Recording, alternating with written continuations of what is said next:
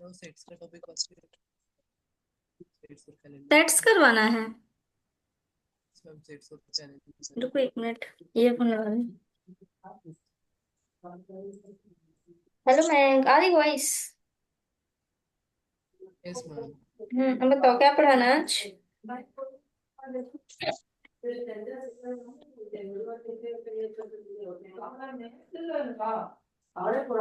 Ma'am calendar.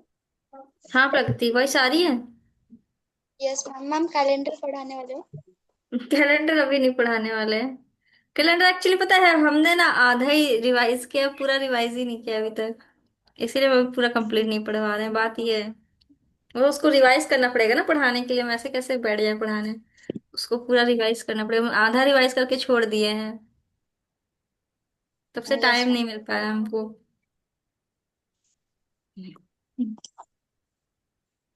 ठीक है, हो जाता ठीक है, तो कुछ कह रहे हैं का? कहाँ गया क्वेश्चन बैंक। तो यार कर ले तो क्या काम ये कर दे रहे हो का बस। और कुछ नहीं।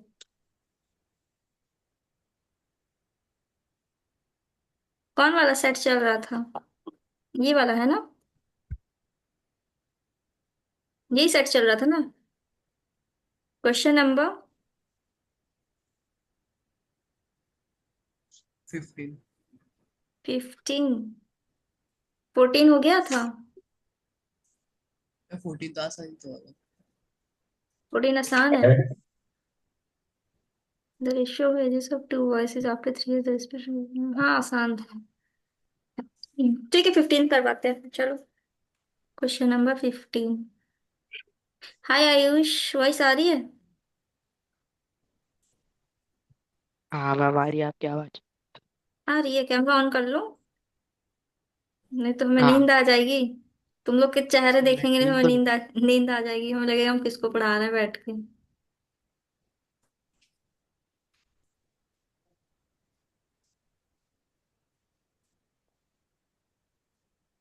देखो, इसमें है if the height of a cylinder is 5 times of its circular circumference c, the volume of the cylinder in terms of its circumference c is। Pragati question समझ में आ रहा है देखो। Yes ma'am. तुम हो ना, सो तो नहीं गई? ऑन कर लो नो कैमरा। मैम। यस।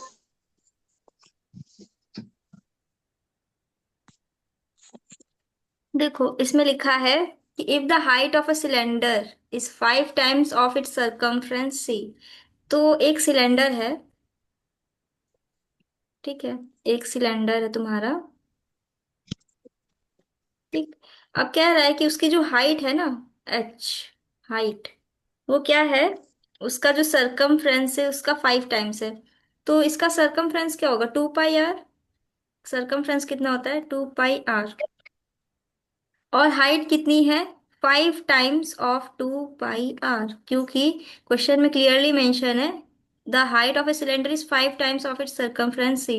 मतलब कि सरकमफ्रेंस जो भी है उसका 2 पाई आर, उसका हाइट जो है उसका 5 टाइम्स है। तो हमने अब हाइट पता कर ली है, ये हाइट अब हमें पता चल चुकी है। क्या निकालना है हमें, the volume of the cylinder in terms of C. C के टर्म्स में हमें वो निकालना है, क्या निकालना है, वॉल्यूम निकालना है, ठीक है। तो वॉल्यूम का फॉर्मूला होता है पाई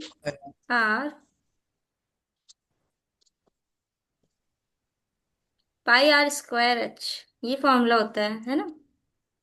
यस। तो अब हम क्या करेंगे, हमें देखो क्या क्या पता है। एच हमें पता है, एच की वैल्यू रख दो, पाई आर स्क्वायर, और 5 टू जा 10, 10 पाई आर। तो तुम इसको अब ऐसे लिख सकते हो, 10 10। इसको एक काम करो, इसको सी लिख दो यहाँ पे, सी। तो यहाँ पे आ जाएगा 5 सी। खुद खोल लेना। 5 सी। तो यहाँ से आ जाएगा 5। अब तुम आर की वैल्यू यहाँ से निकाल लो, क्योंकि इन टर्म्स ऑफ सी बताना है वॉल्यूम ना। तो तुम पहले आर की वैल्यू निकाल लो, यहाँ से हो जाएगा C/2 पाई। तो आर की जगह पे अब तुम रख दो C/2 पाई का स्क्वायर इंटू 5 सी, ठीक। अब यहां से आ जाएगा तुम्हारा 5 इंटू c का स्क्वायर, नीचे 2 2 जा 4। एक मिनट, एक पाई छूट गया। अब सही है। तो अब क्या होगा, यहाँ पे आ जाएगा तुम्हारा into 5 into pi into c square, नीचे आ जाएगा 2 2 जा 4 इंटू पाई का स्क्वायर इंटू 5c। अब ये पाई इसके साथ कैंसिल, तो फाइनल आंसर आ जाएगा तुम्हारा 5 25, c का क्यूब, नीचे आ जाएगा 4 pi. Option, the volume of the cylinder terms of its circumference c. एक सेकेंड, मैंने एक एक्स्ट्रा 5 ले लिया है क्या? ओ, एक 5 मैंने एक्स्ट्रा ले लिया फर्जी का, इसको हटाओ यहाँ से। 5c तो एक ही था ना, πr² 5c। तो इसका मतलब यहाँ पे आ जाएगा 5 5c क्यूब अपॉन 4 पाई, ये आंसर ऑप्शन, ऑप्शन बी। बताओ किसको नहीं समझ में आया, पूछो। कहाँ कंफ्यूजन है, किस स्टेप में? मैम हम्म। मैम फिर से एक बार समझाइए ना। देखो तुम्हें करना क्या है, क्वेश्चन में दे रखा है सिंपली, क्वेश्चन में दे रखा है कि जो सरकमफ्रेंस है तुम्हारा, सरकमफ्रेंस को तुम्हें क्या लेना है, सी। सी क्या होता है, सरकमफ्रेंस, सी फॉर सरकमफ्रेंस, ठीक है। और क्वेश्चन में दे रखा है कि हाइट जो है वो 5 टाइम्स है सरकमफ्रेंस की, तो 5c हो जाएगा हाइट यहाँ से। इसमें कोई कंफ्यूजन? No ma'am. अब तुम्हें क्या निकालना है, सबसे पहले यहाँ जो c है ना, c = 2 πr होता है, मैं फॉर्मूला पता है। तो यहाँ से तुम r की वैल्यू फाइंड कर लो, ठीक है। r की वैल्यू फाइंड कर ली, बताओ इसमें कोई कंफ्यूजन? No ma'am. अब देखो तुम्हें r पता है, h भी पता है, c के टर्म्स में तुम्हें r भी पता है, h भी पता है। तुम फॉर्मूला में रख दो। फॉर्मूला क्या होता है वॉल्यूम का, πr²h। तो r की वैल्यू रख दो, c/2 पाई, देखो मैंने रखा। और h की वैल्यू भी रख दो, ठीक है। अब इसको ओपन कर दो, c² नीचे क्या आ जाएगा, 2 2 जा 4 पाई²। एक पाई कैंसिल हो जाएगा इससे, आंसर आ जाएगा तुम्हारा 5c³ अपॉन 4 पाई। क्लियर है? Okay. Yes ma'am. Mayank clear है? Yes ma'am. Ayush, Pragati? Yes ma'am clear है। Yes clear. चलो नेक्स्ट क्वेश्चन। शिफ्टी।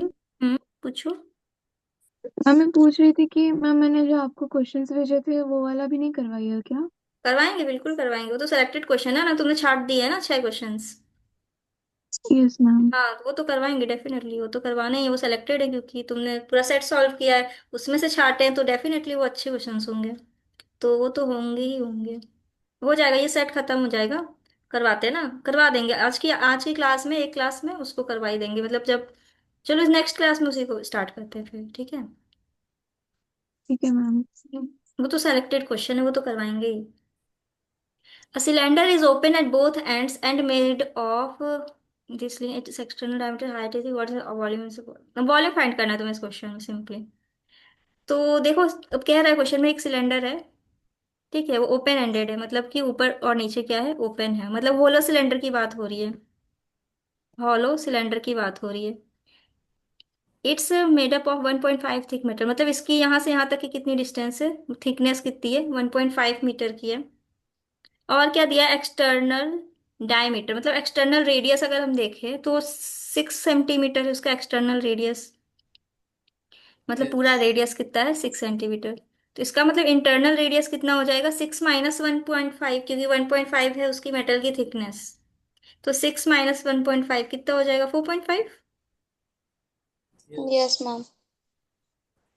4.5, तो स्मॉल आर मतलब इंटरनल रेडियस आ गया तुम्हारा 4.5 सेंटीमीटर का, ठीक है, ये इंटरनल रेडियस हो गया।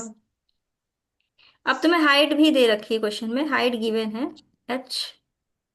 एच कितनी है, 84 सेंटीमीटर। अब तुम्हें क्या निकालना है, सिंपली वॉल्यूम निकालना है। अब देखो तुम्हें सब रेडियस पता है, वॉल्यूम निकालो। हॉलो सिलेंडर का फॉर्मूला होता है πh r² - इसमें किसी को कोई कंफ्यूजन, आयुष? नहीं मैम, कोई कंफ्यूजन नहीं है। नहीं मतलब ये पता है तुम्हें हॉलो सिलेंडर का फॉर्मूला कैसे निकालते हैं, मतलब इसमें कोई कॉन्सेप्ट में कोई कंफ्यूजन? नहीं। ठीक है, फिर डायरेक्ट अप्लाई कर दो फॉर्मूला। अगर कॉन्सेप्ट में कोई कंफ्यूजन हो तो बताना, फिर हम समझा देंगे कैसे आते हैं फॉर्मूलाज।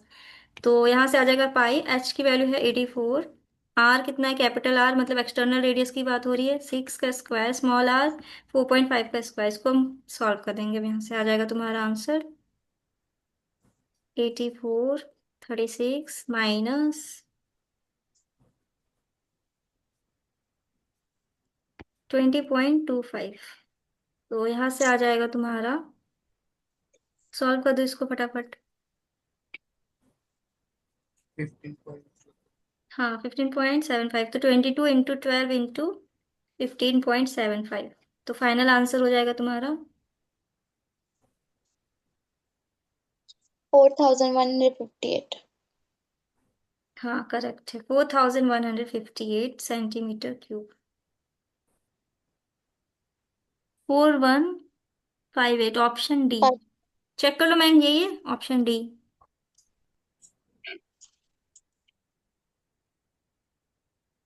ये सब सही है। सही है, चलो नेक्स्ट क्वेश्चन करते हैं।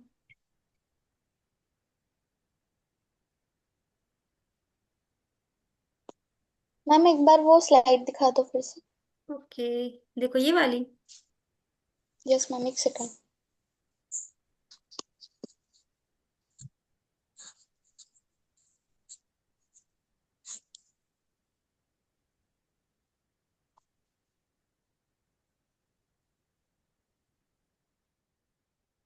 Okay ma'am. चलो नेक्स्ट क्वेश्चन करते हैं। एक सेकेंड, ये तो हो गया है।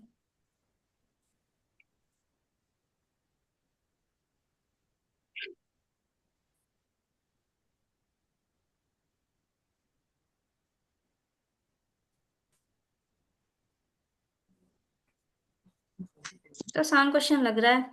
क्या है इसमें, पाई चार्ट दे रखी है, डिग्रीज दे रखी है।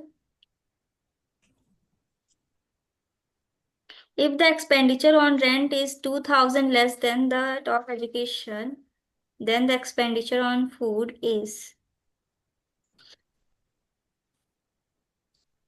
अच्छा, देखो क्या करना है तुम्हें। Rent, the pie chart given in the encouraged by families on various items and their savings। Savings, अच्छा डिग्रीज में दे रखा है, food, rent, others, entertainment, education. Saving, इतना इतना डिग्री वो इधर इधर खर्च कर रही हैं, और सेविंग्स भी दे रखी है उसमें। ठीक है। If the expenditure on rent is rupees 2000 less than that of education, then the expenditure on food is। ठीक है, तो तुम देखो,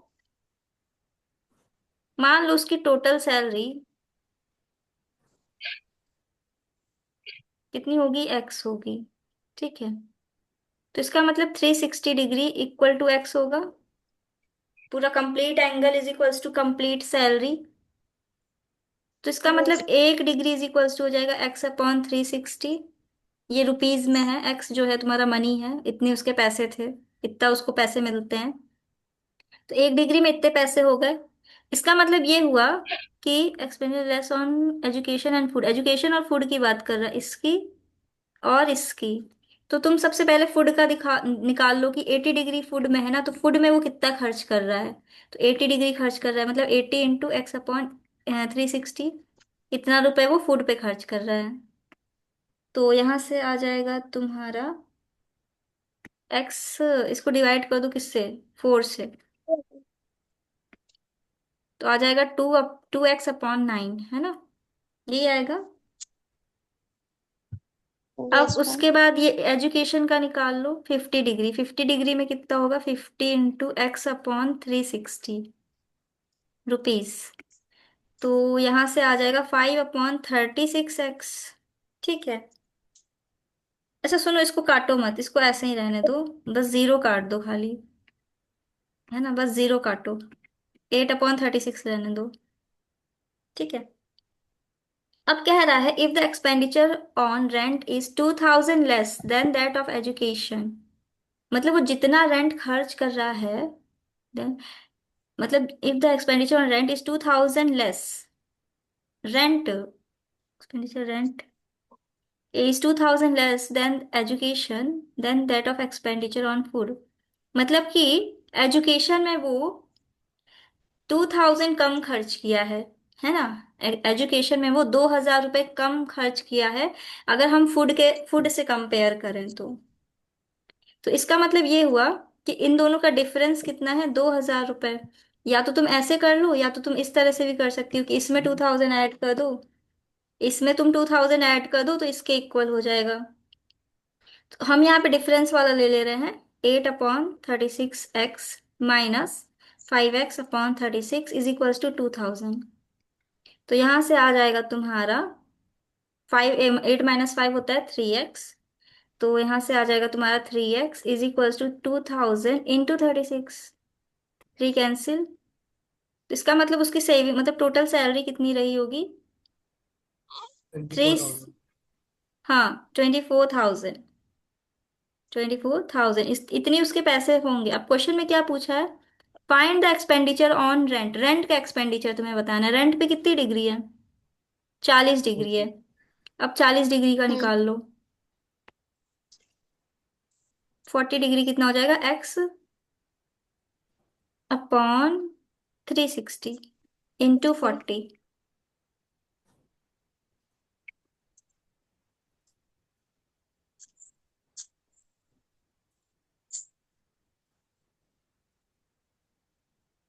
आंसर कितना आएगा,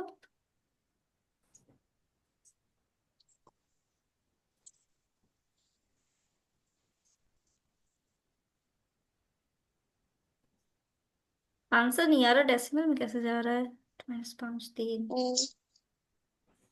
2000।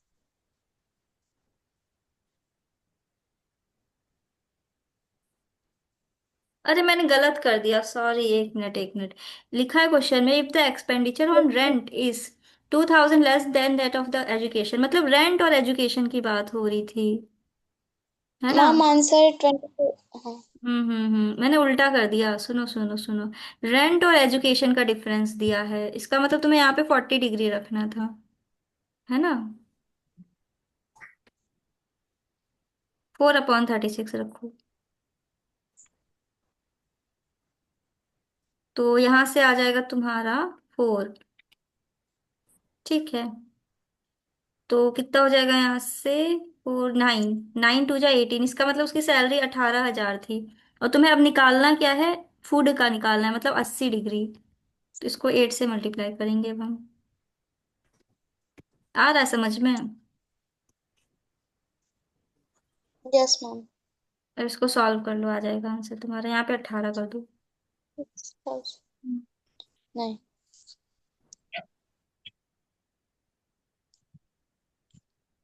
आंसर हो जाएगा 4,000। 4,000, 1 मिनट, फिर गलत कर दिया कुछ मैंने।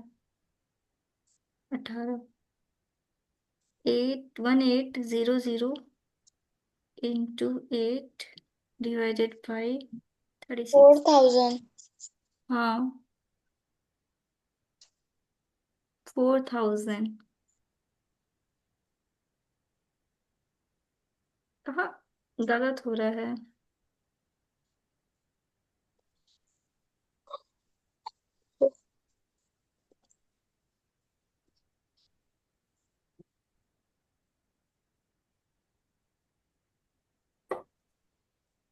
फिर से करना पड़ेगा लग रहा है इसको।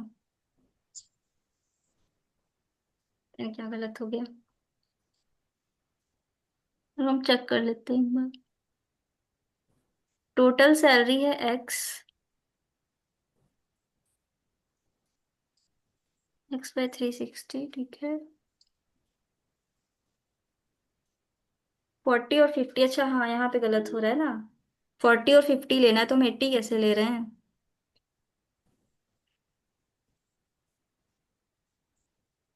यहाँ पे आ जाएगा 5/36, और यहाँ पे हो जाएगा 4/36, तो यहाँ पे हो जाएगा 5 - 4, तो यहाँ पे हो जाएगा 1।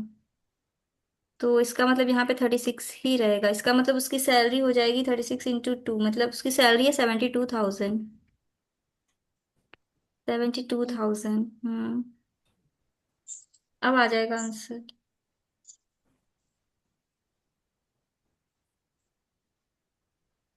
360, आंसर आ जाएगा 16,000। Yes ma'am. आसान था वो थोड़ा ऑप्शन सा। डी। ठीक है, क्लियर हुआ? किसी को कोई कंफ्यूजन कहीं पे किसी स्टेप में? No ma'am. चले आगे, मैं क्लियर है। एक बार सॉल्यूशन। देखो, तुम्हें सबसे पहले क्या निकालना है? Total salary. Total salary X मान लो। फिर तुम्हें पता है कि total salary is equals to total angle होता है कंप्लीट एंगल। तो कंप्लीट एंगल 360 डिग्री होता है, तो इसका मतलब 360 डिग्री एक्स के बराबर होगा सैलरी उसकी। तो अब हम 1 डिग्री की वैल्यू फाइंड कर लेंगे। 1 डिग्री इज इक्वल्स टू हो जाएगा x/360। अब क्वेश्चन में बोला है कि जो रेंट है तुम्हारा वो 2,000 कम है एजुकेशन से। इसका मतलब एजुकेशन और रेंट का डिफरेंस दिया हुआ है 2,000। तो अब वहां से हम एजुकेशन और रेंट का डिफरेंस निकाल लेंगे। तो वहां से हमें एक्स की वैल्यू पता चलेगी, मतलब 2,000 उसकी सैलरी है।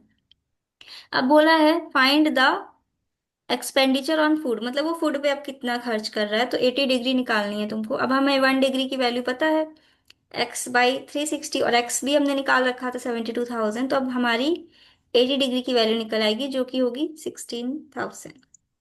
बताओ, आया समझ में? Yes ma'am. किसी को कोई confusion? Yes ma'am. No ma'am.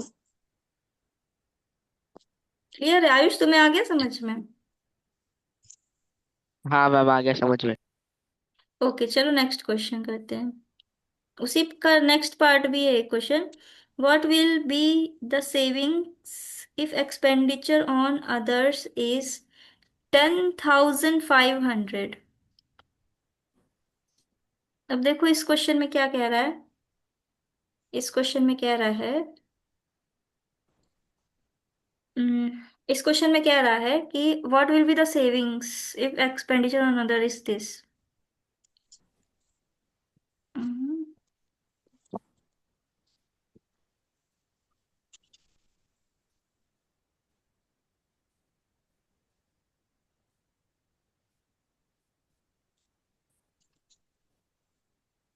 बताओ प्रगति, कैसे होगा सेकंड वाला पार्ट? एक सेकेंड। आयुष तुम बताओ।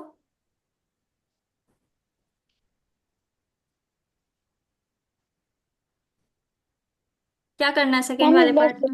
हम्म। क्वेश्चन समझा दो। हम्म। क्वेश्चन ये है, what will be the savings. Savings कितनी होंगी अगर if expenditure on others is 10,500? Ma'am बताओ। बताओ, कौन बताएगा इसका? 19 वाला कौन बताना चाहेगा?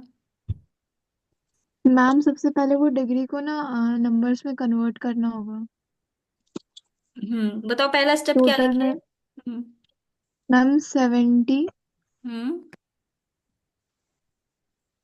70 डिग्री। मैम टोटल कितना आया था इसका मतलब 10,000 टोटल आंसर। पूरे सर्कल का वैल्यू। हम्म रुक जाओ। बताओ मैंने कैसे किया। मैम उसमें वैल्यू जो थोड़ी वो उन्होंने बदल दी, मतलब उसमें उन्होंने क्या क्या सेविंग की जो वैल्यू जो अदर रखी, अदर हम्म के लिए 10,500 है, तो फिर उसका डिग्री लिख लेंगे, मतलब 70/360 हाँ, of correct x correct, is सही है इक्वल्स। सही है सही है सही है, सही एक्सप्लेनेशन है। उसने वैल्यू बदल दी है, ये बात सही बताई है तुमने। कि उसकी जो वैल्यू है वो चेंज कर दी है। जो पिछला क्वेश्चन था उससे बिल्कुल डिफरेंट है अब ये। तो कह रहा है क्वेश्चन में what will be the savings. Ayush तुम बताओ, इसका 19 का कुछ समझ में आया कैसे करना है? हाँ। बताओ। वो अलग है वो, पहले आपको उसकी हम लोग को अदर्स की वैल्यू निकालनी पड़ेगी, वैल्यू बदल देनी पड़ेगी। हम्म करेक्ट। देखो क्वेश्चन में है कि 70 डिग्री की वैल्यू दे दी है, कितनी है? 10,500। तो तुम यहां से पहले 1 डिग्री निकाल लो। 1 डिग्री हो जाएगा तुम्हारा 10,500 डिवाइडेड बाई 70। क्योंकि अदर्स में 70 डिग्री था ना। तो तुम्हारा अदर्स का वैल्यू दे रखा है, if expenditure on others is this. तो अदर्स का मतलब है 70 डिग्री इक्वल टू इसका होगा। अब यहां से तुम्हें 1 डिग्री की वैल्यू फाइंड कर लेनी है। तो 1 डिग्री की वैल्यू इतनी आ गई तुम्हारी। तो 1 डिग्री इज इक्वल्स टू हो गया 150। ये रुपीज में है। हम्म ठीक है। अब देखो तुम्हें अब 1 डिग्री की वैल्यू पता चल चुकी है। अब तुम्हें क्या निकालना है? सेविंग्स। सेविंग्स में कितना है? वो 60 वाली पता डिग्री। नहीं। हाँ तो अब, 9,000। हाँ अब 60 को इसमें मल्टीप्लाई कर दो। तो वो पिछले क्वेश्चन से बिल्कुल डिफरेंट था। उसमें पिछला क्वेश्चन में बिल्कुल भी अटैच नहीं हो रहा है कुछ भी। तो आंसर आ जाएगा 9,000, ऑप्शन बी। ठीक है, क्लियर है। मैम 150 से मल्टीप्लाई क्यों किया गया? क्योंकि 1 डिग्री की वैल्यू है ना 150। अब तुम्हें 1 डिग्री की वैल्यू अगर पता है तो तुम्हें 60 की निकालनी है। जैसे मान लो 1 डिग्री की वैल्यू पता है और तुम्हें दो दो की निकालनी है, तो तुम 2 से मल्टीप्लाई करती हो ना। Yes ma'am. तो उसी तरह से अगर तुम्हें 60 डिग्री की वैल्यू निकालनी है तो तुम 60 से मल्टीप्लाई करोगी ना 150 को। मान लो तुम्हारे पास एक चॉकलेट है, उसका प्राइस 10 रुपए है। तुम चाहती हो हम 60 चॉकलेट्स का प्राइस निकालें, तो तुम क्या करती हो, मल्टीप्लाई करती हो ना उसे 60 × 10। Yes ma'am. आ रहा है समझ में। यस मैम, आप समझ। क्लियर है। यस मैम, क्लियर है। चलो ठीक है, ये हो गया तुम्हारा। 20 आसान है और question. Okay, what find the probability that a girls chosen at random 12 girls and. 20 okay, find the 21 भी प्रोबेबिलिटी आसान है। That random out of 12 girls and 6 boys in a girl. हाँ। मैम ये वन। ट्रू है क्या? मतलब ma'am probability कभी भी 1 से ज्यादा नहीं होता है? हाँ, 0 और 1 के बीच में होती है। 0 और 1 के बीच मैम में 1 होती है। हो सकता है। हाँ, हो सकती है कि मान लो अगर तुम्हारे पास एक क्वाइन है और दोनों साइड हेड हैं, तो फिर उसकी प्रोबेबिलिटी क्या होगी। मैम 1 होगा। हाँ, है ना। मान लो कि अब तुमने कोई सामान है उठानी है। मान लो दो बॉल हैं, दोनों रेड हैं। तो प्रोबेबिलिटी ऑफ रेड बॉल क्या हो जाएगा, favourable outcomes to total outcomes to 1। मतलब एक लेकिन तरह से, एक तरह से तुम ज्यादा नहीं है। ये समझ लो कि जैसे हम परसेंट निकालते हैं तो हम क्या निकालते हैं, 0 से लेके 100 तक में देखते हैं ना कि हाँ कितना है। जैसे हम बोलते हैं कि मेरे को 70% ये वाली डिश डिश पसंद है, 60% ये वाली डिश पसंद है, 90% हमें ये वाली पसंद है। मान लो जैसे हम सब्जेक्ट में अगर दिखाना चाहें, हम बोलें कि मुझे 99% मैथ्स पसंद है, 80% ये सब्जेक्ट पसंद है, तो एक तरह से हम दिखाते हैं कि सामने वाला समझ जाए कि हम ना ये परसेंट में दिखाते हैं कि हमें ये चीज इतनी परसेंट पसंद है। तो सामने वाले को आइडिया लग जाता है ना कि हाँ वो कितना उसको पसंद है। तो उसी तरह से प्रोबेबिलिटी क्या होती है, हम आकलन करते हैं, मतलब हम एक प्रेडिक्ट करते हैं प्रोबेबिलिटी में कि इसकी प्रोबेबिलिटी क्या है। जैसे हम तुमसे बोलें कि आज बारिश होगी कि नहीं होगी, तो इसकी प्रोबेबिलिटी हाफ हाफ है। मतलब हो भी सकती है और नहीं भी हो सकती है। तो इसकी प्रोबेबिलिटी हाफ हाफ है, मतलब हाफ कि हो भी सकती है नहीं भी हो सकती है। अब हम तुमसे बोले कि आज ओले बरसेंगे कि नहीं। ओले मतलब वो जो बर्फ के टुकड़े बरसते हैं ना ऊपर से। ओले बरसेंगे कि नहीं। तो इसकी प्रोबेबिलिटी तो बहुत कम लग रही है, तो तुम क्या कहोगी, इसकी प्रोबेबिलिटी बहुत कम है। तो अब अगर प्रोबेबिलिटी में देखोगे तो हो सकता है 1/4 हो, या हो सकता है 1/8 हो, कुछ भी हो सकती है। तो मतलब बहुत कम जा रही है प्रोबेबिलिटी तुम्हारी, है ना। प्रोबेबिलिटी बहुत कम जा रही है कि बहुत कम चांसेस है आज बारिश होने के। अब तुमसे पूछा जाए कि what is the probability of no rain, आज बारिश होगी ही नहीं। अब तुम श्योर हो, तुमने वेदर देख रखी कि आज बारिश तो होनी ही नहीं है, तुम बोलोगी आज प्रोबेबिलिटी बारिश नहीं होने की पूरी कंप्लीट चांस है कि आज बारिश तो होगी ही नहीं। मतलब अगर तुमने बता दिया कि आज प्रोबेबिलिटी बारिश होने की 1 है, इसका मतलब आज बारिश तो होगी ही नहीं। तो इस तरह से हम प्रोबेबिलिटी देखते हैं। कॉन्सेप्ट क्लियर हो रहा है। Yes ma'am. हम्म, ठीक है। प्रोबेबिलिटी में यही होता है बस कि हम प्रेडिक्ट मतलब थोड़ा सा देखते हैं, प्रेडिक्शन लगाते हैं, अनुमान लगाते हैं। Find the probability that a student chosen at a random out of 12 girls and, तो इसका आंसर हो जाएगा टोटल आउटकम्स कितने हैं, 12 + 6 18। फेवरेबल आउटकम्स में कितना हो जाएगा, गर्ल्स 12/18। ठीक है, ये इसमें तो किसी को डाउट नहीं होगा क्वेश्चन नंबर 20 में। No ma'am. ओके, 21 में हो जाएगा। Find the odd one out. इसमें से तुम्हें ऑड बताना, ऐड डिवीजन मल्टीप्लिकेशन, ये सारे क्या है, अर्थमेटिक ऑपरेशन है। इसलिए इसमें ऑप्शन सी ऑड वन है तुम्हारा। Next, in certain code doubles is coded as this, how will example is coded in that language. अब देखो इस क्वेश्चन में, ये रीजनिंग का क्वेश्चन है तुम्हारा। +2 - +2 - 2, 2। Very good.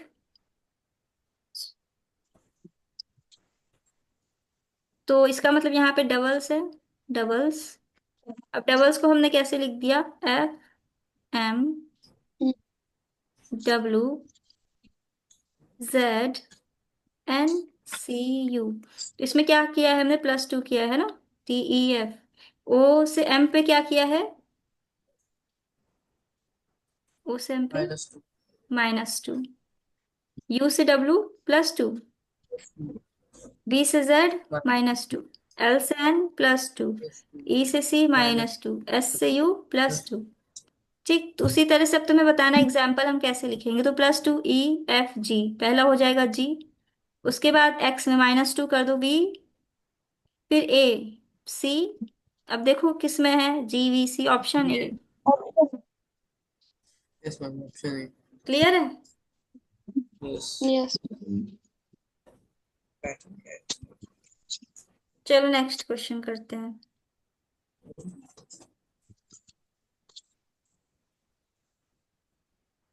Find the pattern. इसमें पैटर्न निकालना है तुम्हें।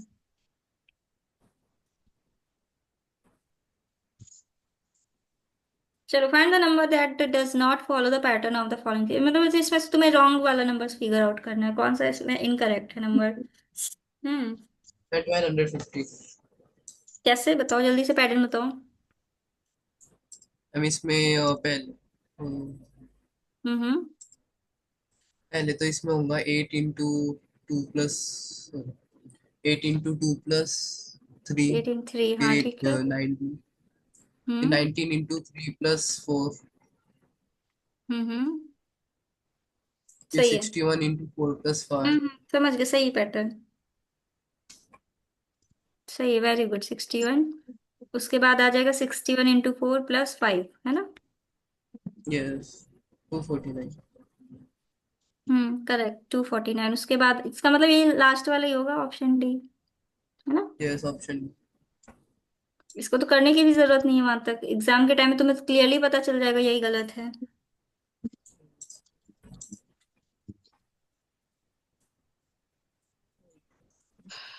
चलो नेक्स्ट क्वेश्चन।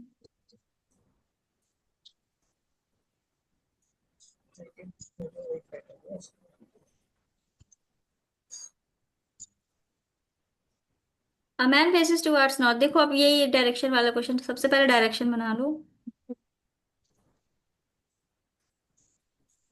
ठीक है, डायरेक्शन बन गया तुम्हारा। अब कह रहा है a man faces towards north, वो नॉर्थ की तरफ फेस कर रहा है।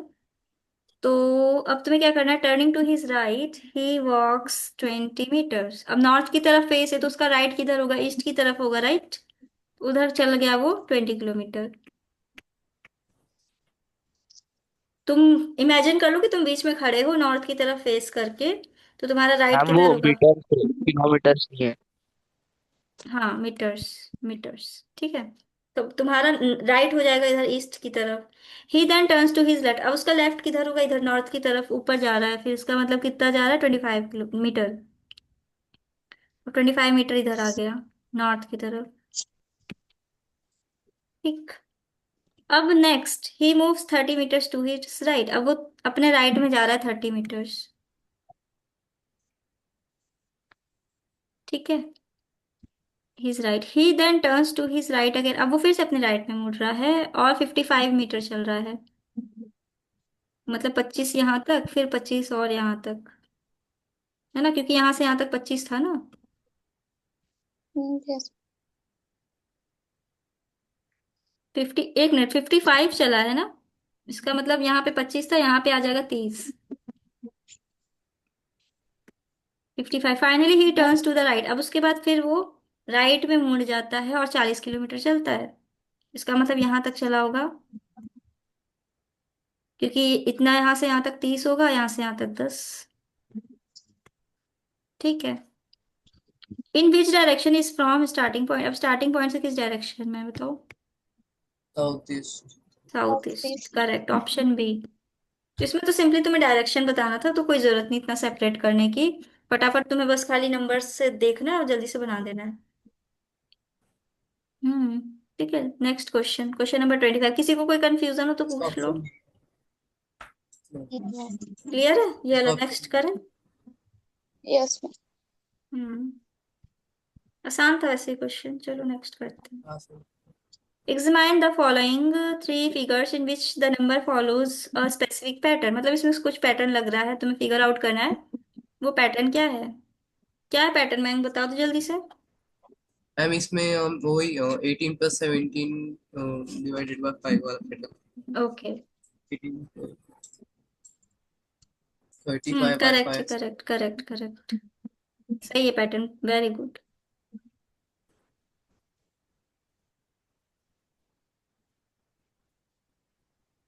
6। ठीक है, उसके बाद। सिक्स। हाँ सही है, पैटर्न सही है। उसके बाद यहाँ से आ जाएगा तुम्हारा 12+15/3। कितना हो जाएगा? 5 6 7 27/3, 9 आ जाएगा। Option D. ठीक है।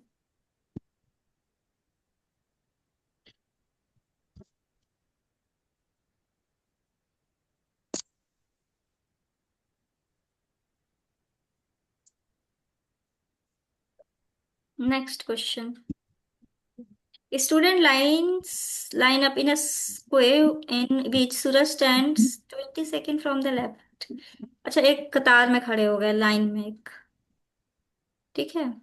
अब कह रहा है कि ये जो line in which student stands 20 second 22 position पे फ्रॉम द लेफ्ट, लेफ्ट से है वो 22 पे।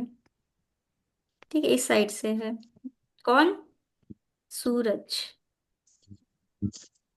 सूरज stand 20 second from the left and Ravi is eighth from the right. If they interchange their places, Ravi would be 23rd from the right।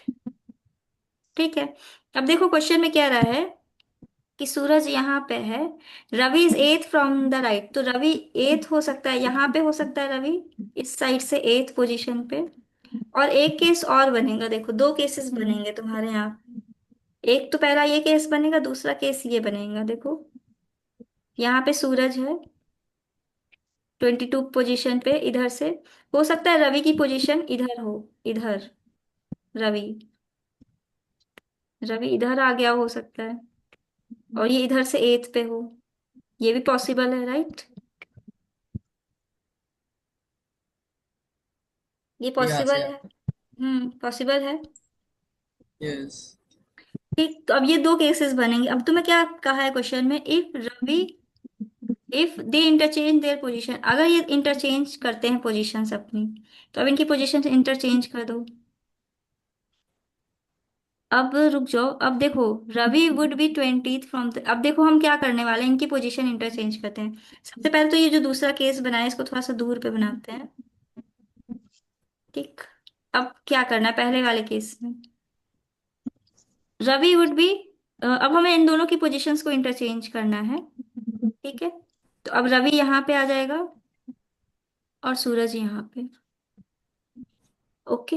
अब कह रहा है question में, if Ravi would be 23rd from the right.